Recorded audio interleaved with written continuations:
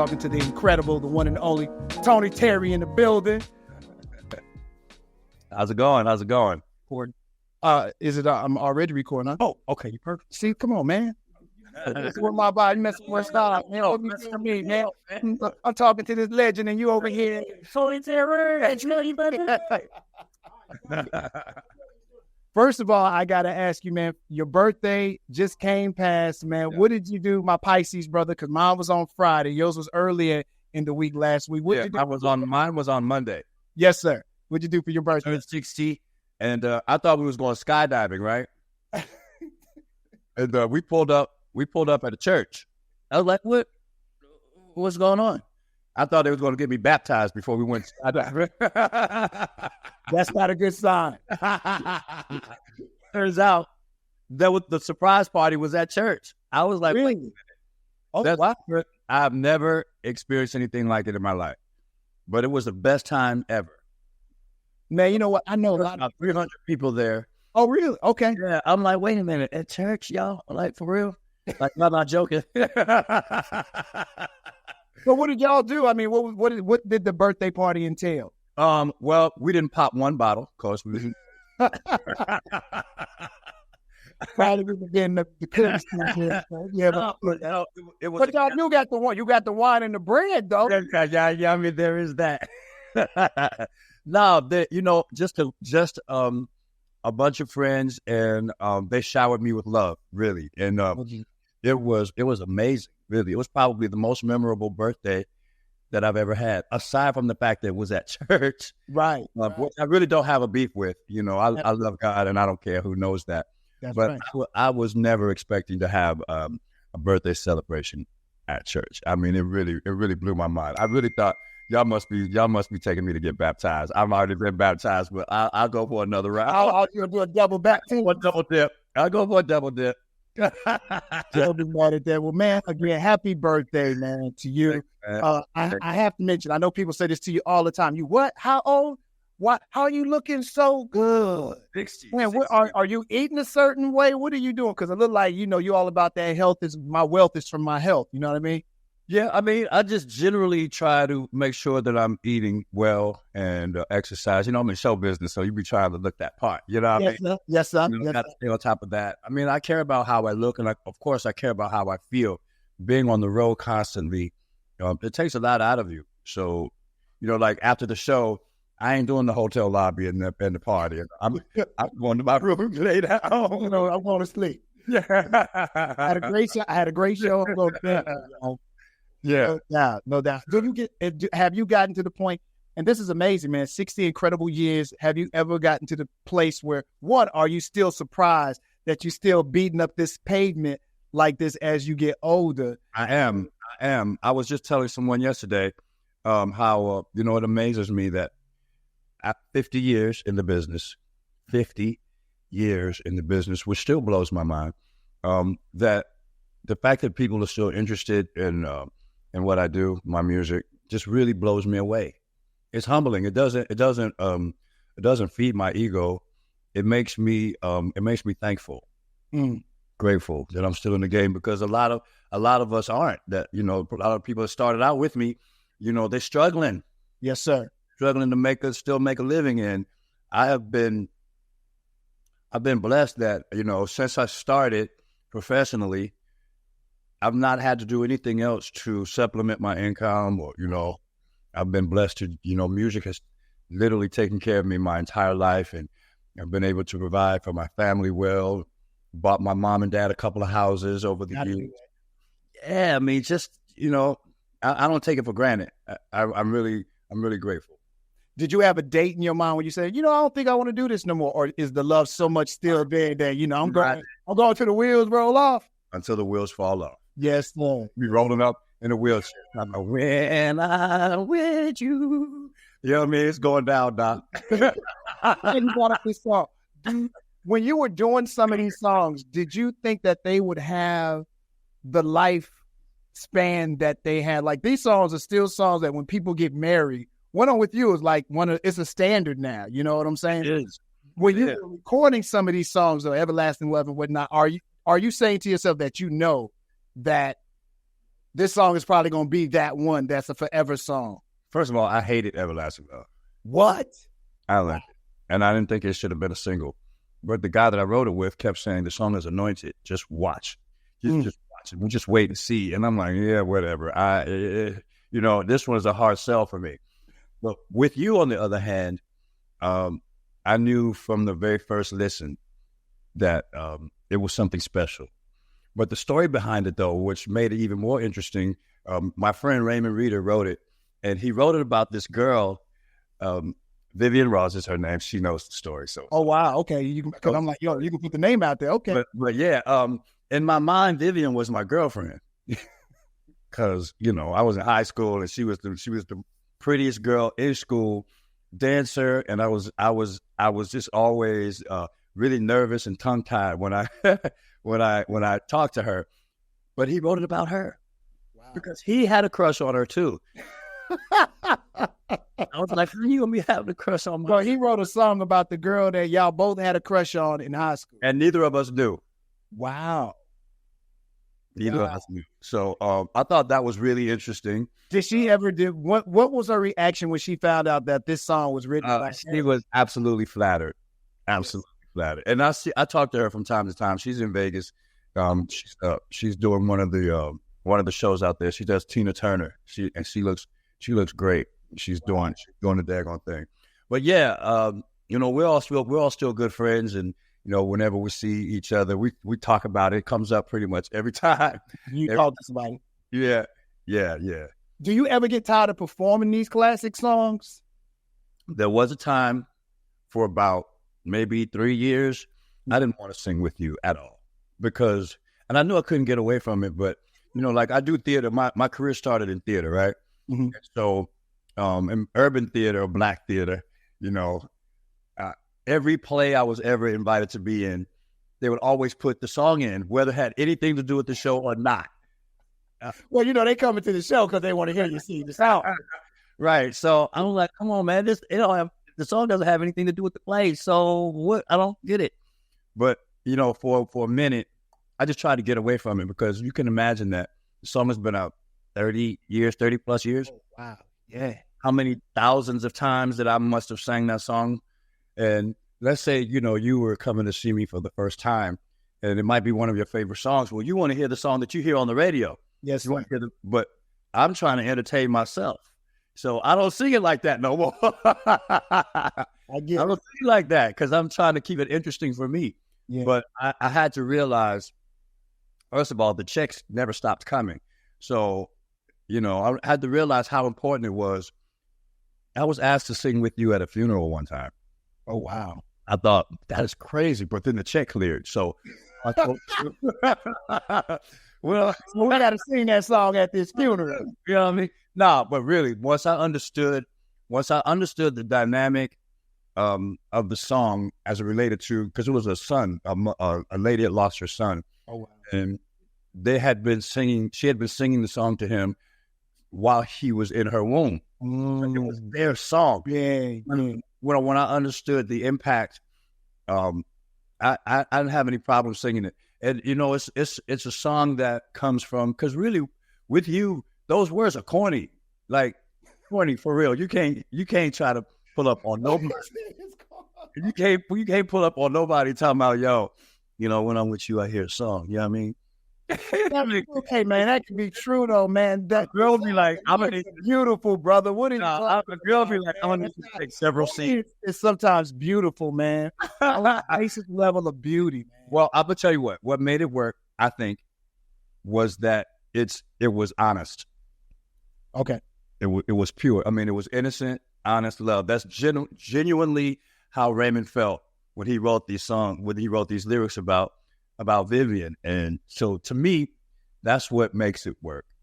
It's out. Now you're discrediting the singer on the great lyrics. No. I'm saying you got to perform that in such a way that I believe. Right. And so I had to connect with it. So again, it's it's simple. It's pure love. And we all know that love only comes from one source. Yes, sir. Real love only comes from one source. And when I connected with that, then it makes it easier. makes it easier for me to deliver it every time, because I do know that it's a special song. And I'm grateful to have it, because, you know, I'm grateful that that was me. I don't know that it would have been the same song, let's say, even if Raymond had released it. I don't know that it would have had the same kind of impact. It might have, but I'm glad it was me. You ever feel like that song changed your career? Because I'll be honest with you, I'm an 80s lover and I'm an 80s kid, and the Lovey Doveys and the She Fly, Lovey Dovey was my shit. Like, I know everybody else, oh, when I'm with, but Lovey Dovey, I still don't get tired of that song. Do you feel like When I'm With You changed the Tony Terry trajectory? Because it seems like to me there was no way to go back to She's Fly after that song. You're right. You know, what's interesting is that I had 7 singles prior to With You, all of which made the top 20. Yep. Right? They were all up tempo. Yep. And then With You came out, and all of a sudden I'm a balladeer. Don't nobody Lovey Dovey, they don't want to hear She's Fly, Young Love, all that other stuff that I had out. Gone. And, you know, it was just interesting. It was interesting, but, you know, for a period of time, the industry pigeonholed me, or tried to, as a balladeer. Yep. All of a sudden, I'm a balladeer. It changed. Definitely changed. I saw the change, and I saw them forcing you. That's a bad word, but it almost seemed like the industry was forcing, like, oh no, now we found your space, brother. All those hits you did, we're not going back. Do you know how long it took me to learn how to do the Running Man? I'm just not about to drop that, because I got this. The Running Man, just because you don't want to get balance. That's not the Running Man. And With You, you know what I mean? But I did love, I love the 80s Tony Terry. So I just had to say that. I love that, but I know there was a point that they did, I call it, they did the transformation, and then they tried. But you know, I can be stubborn. I can be stubborn. Pisces. Yeah. Right when it was time for With You, when it was time to choose the next single, when I chose With You, my record company didn't think it was a hit. In fact, they were trying to, they called me in for more than one meeting, probably 2 or 3 meetings, to discuss choosing another single. Because they told me, and I quote, the president of the label at the time told me that only Stevie Wonder could get away with a song like this, because it's so wow, so therapy, and they just didn't see it. So I don't know if you know the story, but you know, I get a call from Anita Baker one day, and I don't know her. So it was weird that I got a call from her, and the whole circumstance, you know, just walking to the office, the phone's ringing, nobody's there, and I answer it. It's Anita Baker. This is crazy. I thought it was a joke, for real. Like, I think it was before the show Punk. I thought I was being punked, like, for real. But I'll play along with it. And, you know, she told me that, you know, she loved the song, and she asked me about the video, and I told her that there was not going to be one because the label didn't think the song was a hit.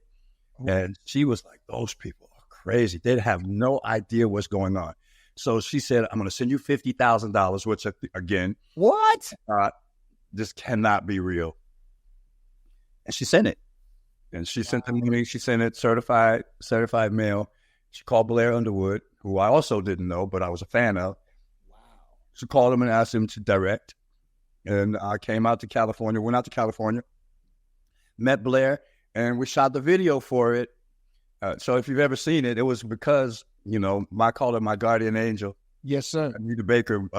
But what was even more interesting after that, after the video came out and started gaining some traction, then the record company took all the credit. And, you know, they was like, yeah, we knew from the very beginning we had a special artist for the special record. I'm like, no, y'all lying. Y'all, no. No, that was Anita Baker that knew. No, but it was really then that I fully understood politics of the game. Because I couldn't really buck what they were saying, because I wanted to continue to have their support. So, you know, you you don't want to buck the record company if they're spending dollars, a lot of money to promote your record. And so I just had to let it ride, but I knew you have to play the game. Well, it was a lesson that you learned. I have another crazy question. I didn't know this, man. And I just need confirmation. Sweet Sensation, you sang background for I heard, and the Boogie Boys at the trunk, Fly Girls. Yeah. Fly Girl. Yeah. Tony Terry sang backup for the Boogie. I'm like, yeah. Boogie Boys. How does this happen where you're singing background for Sweet Sensation and the Boogie Boys? All right. Tony Terry don't match to me. Don't match none of that. None of that. Well, I met Ted Currier, who produced the Boogie Boys. He also produced Atomic Dog for George Clinton. Yes, sir. And I met him at a club in New York it was like I had decided to move back to D.C. I'm done. I wasn't really working out for me the way I wanted it to. But my homie was like, nah, man, we going to the club, bump that. So we went, and there was a band there, and they were good. And I was cocky. I'm like 19, 20. I told them, the only thing y'all are missing is me. And so my man was like, okay, well, here's your time to shine. Start singing. So then this room was packed. It was shoulder to shoulder. There was no room it was a fire hazard. And so I started singing, and this gentleman behind me tapped my shoulder. He was like, where'd you come from? And he handed me a card. I held on to it for about a week. I don't know why I called him so late. I called him like 11 o'clock at night. And his attitude was like, what took you so long? Like, where you at? What you doing? He was in the studio, and he invited me to come right then. So I was staying in New Jersey. I got on the bus down to the train, to the PATH train over New York, then the subway up to 47th Street. And I go in, and he has Parliament Funkadelic in there. And I was like, wow, because I was a huge fan. Yeah. But they was all high. They was all running around the studio, buzzing. And the 80s, brother. It was the 80s. Yeah, so I had met my homie there. And so he was saying to Ted, man, if you put my boy in the booth, you'll file all them jokers. And so Ted, curious, asked the guys to come out and sent me in that he was working on the Boogie Boys record, their follow-up to A Fly Girl. He sent me in, and sure enough, he did fire them. Wow. Well, that album was called The Survival of the Freshest on Capitol Records. Yeah. And singing all of the backgrounds on the entire album. Oh, damn, I got to go back and look at my covers, my inside covers for that. Yeah. It was the first rap record that incorporated R&B hooks, singing hooks. It was the first one. So while it didn't work on a huge scale, it did have some success. But Sweet Sensation, they couldn't sing.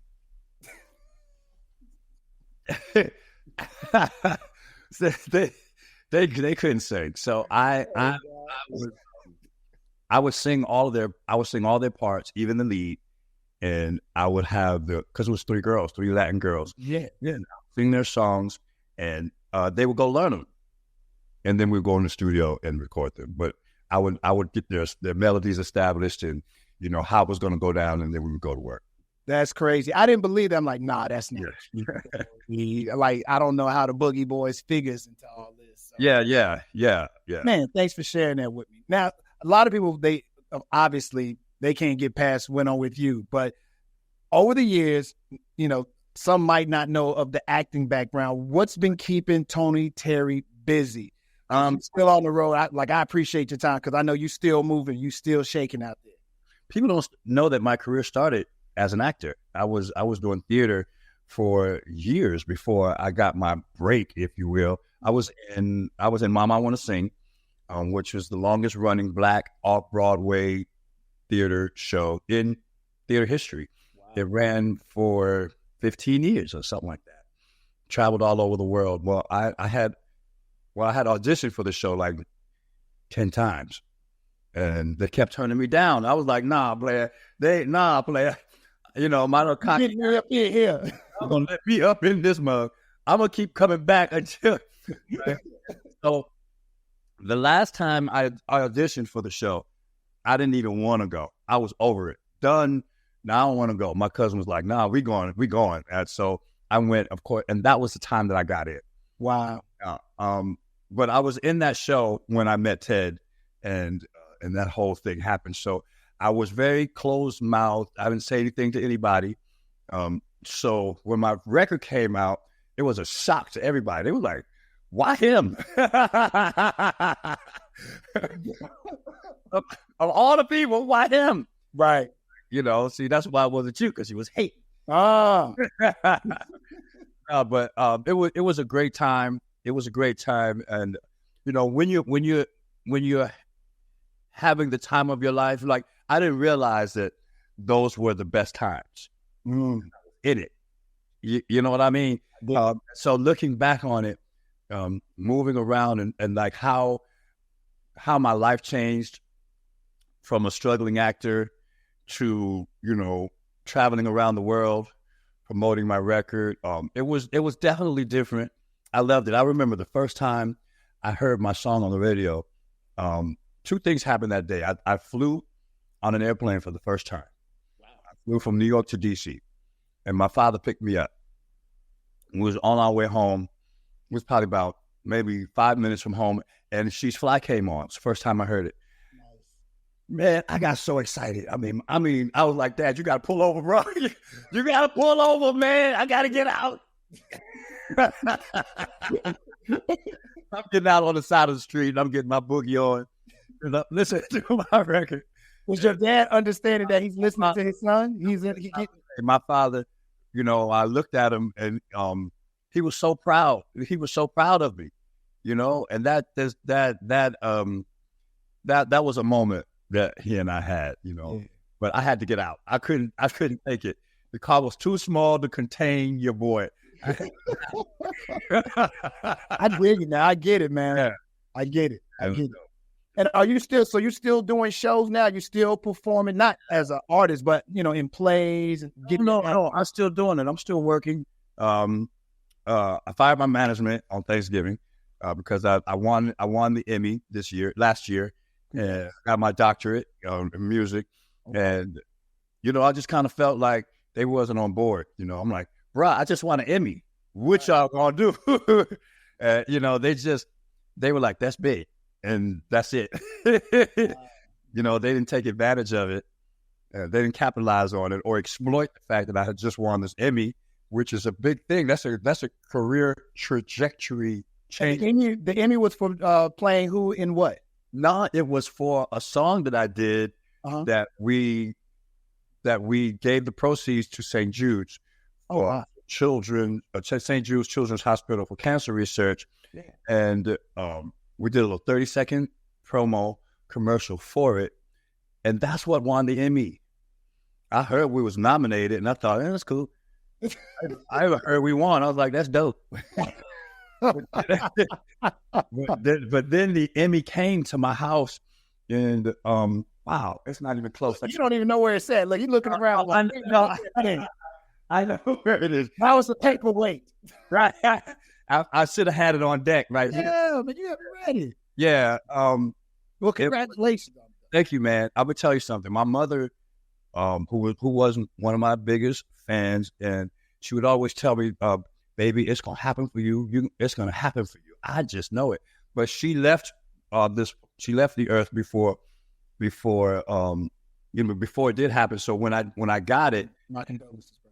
Thank you, man. When I got it and I opened up the box, then all I could hear was my mother saying it was going to happen, and it was very, very, very emotional. Yeah. I wasn't expecting that to happen. But I'm grateful. Again, it was humbling. It doesn't blow my head up. It doesn't feed my ego. It actually makes me more grateful, more humbled. Yes, sir. More appreciative that people still care. Like, I'm like, wow, after all this time, you know, I could win this.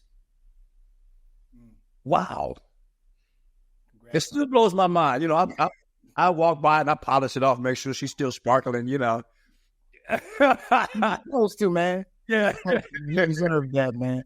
Well, we get a chance to see you in Houston. I know it's hard for you to speculate, but, you know, I have not heard of Tony Terry coming through to Houston, Texas, and I can't even name.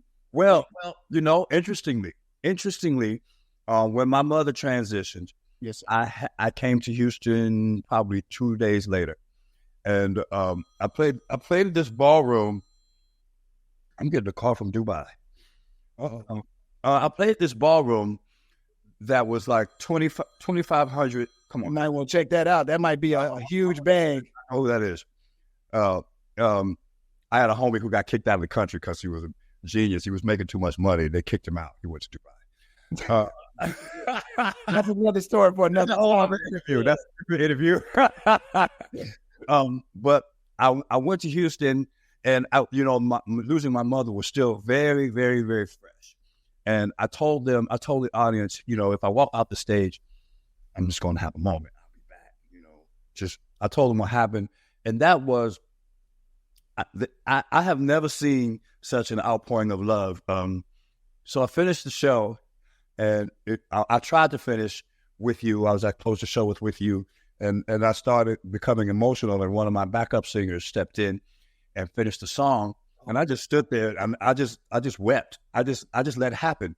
I had no pride. I just let it happen because that's really where I was. Yeah. And so when I left, the show was at the hotel. It took about 25, 30 minutes to get to my room because it was so crowded. And I got upstairs, and my manager went back downstairs. After about 45 minutes, he comes back up, and he says, "They're still there." I'm like, "What are you talking about?" He said, "The audience hasn't left. They're still there. They're crying." It had turned into something else. It was such an emotional. And so I guess my point is, right after that, I got called to Houston 5 times. Like every other week I was in Houston. I was like, "For real, y'all? Yeah, y'all just gonna have me back? Like I was just there 2 weeks ago." Yeah. But every time that I come to Houston, I get such an amazing level of support. And like Houston is one of my favorite places to come to. So is Dallas. At one point, I thought I might be moving down there. I was down there so much. So I was like, "Come on, man, stop playing, man." Yeah, We'll get a spot here, call it home. No, but I love Texas and Houston especially. One, because the food, there's a lot of great food down there. Cool, man. Yes. I like to eat. Well, you know what? My mother's out there in D.C. where you are, man. So I love D.C. as well. Primarily, obviously because family is there. So there's definitely some connection there. But more than anything, man, I don't know. Look, I was in radio for several years. And I said, when I go back, I want to talk to people that I want to talk to. And I don't know why Tony Terry is still a highlight of my 80s, 90s past. But I'm like, I need to know that Tony Terry is still out there getting it. And grateful. Yeah, I'm working on new music right now. Well, I'll ask you that. Yeah, I've been working on the project for a long time. Like I'm constantly recording. So I can probably put out 2-3 albums right now. But, albums are not the way anymore. So what I'm doing is just, in fact, this week I'm going to have a meeting with my team, and we're just going to listen to music, right? And we're going to start putting out singles. But I wanted to wait for the right situation, the right time. But, when is the right time? What is the right situation? So I just decided that it's time to start, because I think I got some dope music, bro. Like, okay, I got some special stuff, and I was just holding on to it. I don't know why. I was just holding on to it. Get it out there. Yeah, now it's time. It's time. Yeah. It's coming soon. It's coming very soon. All right. Well, I'll be looking for that. I'm excited about it. Obviously, when you get to Houston, I might have to do something to make sure you get here, just to make sure that you get here for sure. Yeah. I just appreciate your time. I know there was like the 6 degrees of separation. I'm like, I got to find Tony Terry. Don't ask me why it was important to me, but, maybe because you're a Pisces. I don't know. Yeah, well, I'm glad you reached out, bro. And thank you for having me on the show. No, thank you, man. I just, I'm a huge fan. Like I said, I think it's a Pisces thing, and you just keep your eyes on them and you want good to happen. You feel like there's this kindred Pisces spirit out there, so to speak, but it's great to see you looking good. Health is wealth. I love everything about that, man. And I'll have to tell you, salute you out there still doing it. I'm just happy to know that you're still out there doing it, still living that life, and hope to see you real soon, man. And appreciate you being here, while I'm starting my thing back here at Magic 102 in Houston, Texas. And congratulations to you for that, bro. Thank you, sir. Thank you so much. Tony Terry in the building. Yeah. Salute, brother. Take care of yourself, okay? God bless. Same with me. Take care. Peace.